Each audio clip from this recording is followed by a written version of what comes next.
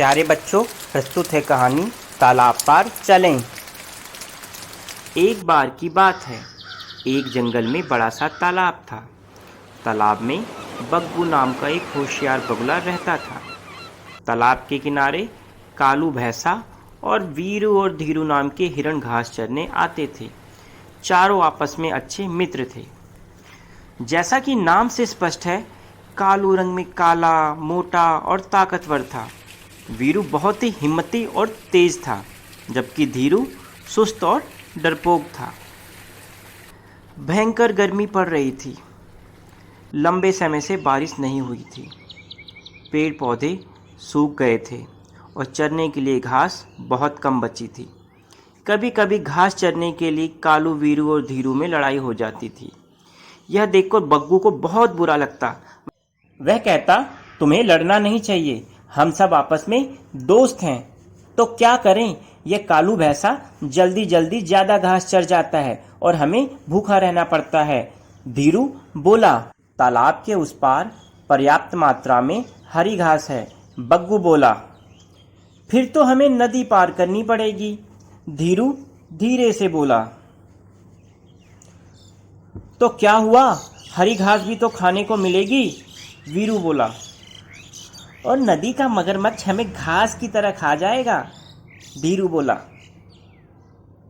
हमारे पास दो रास्ते हैं, या तो डर के इधर पड़े रहें और आपस में लड़ते रहें, या हिम्मत करके तालाब को उस पार चलें। कालू बोला, भूखे मरने से अच्छा है मगर का मुकाबला करना। वीरू बोला, मुझसे ना हो पाएगा। और धीरू वहीं बैठ गया। बग्गू बोला, मैं इस मिशन में तुम सबकी मदद करूंगा। सबसे पहले कालू ने तालाब पार किया। पीछे पीछे वीरू भी तालाब पार कर गया। इस बीच बग्गू ने तालाब की निगरानी करी। तुम यहाँ अकेले बोर हो जाओगे और अकेले रहना खतरे से खाली नहीं, बग्गू ने धीरू को समझाते हुए कहा।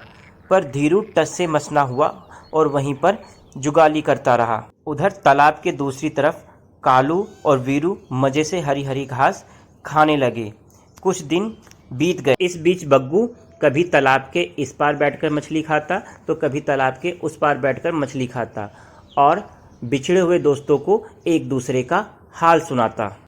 एक दिन बग्गू बैठा कालू और वीरू से बतिया रहा था कि तभी उसे तालाब के दूसरी ओर से शेर के दहाड़ने की आवाज़ सुनाई दी।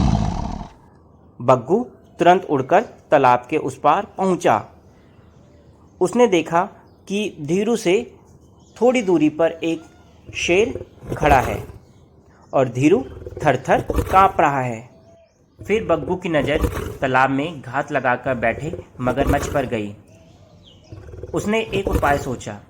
उसने तुरंत शेर के आगे अपने चोंच में पकड़ी हुई मछली को डाल दिया। शेर का ध्यान भटक गया और धीरू वहां से तालाब के भीतर भागा। तालाब में हलचल सुनकर मगर धीरू को पकड़ने के लिए लपका, लेकिन तभी छपाक की आवाज़ से उसका ध्यान भंग हो गया। कुछ ही दूरी पर कालू भी पानी में उतर आया था। जब तक मगर कालू की तरफ लपकता, धीरू निकल चुका था और कालू भी सुरक्षित पानी से बाहर आ गया था। अब चारों दोस्त तालाब के दूसरी तरफ थे। तालाब के दूसरी तरफ हरी हरी घास थी। चारों दोस्त थे और यह वादा था कि वो हमेशा एक दूसरे का साथ निभाएंगे। उम्मीद है आपको कहानी पसंद आई होगी। शुक्रिया।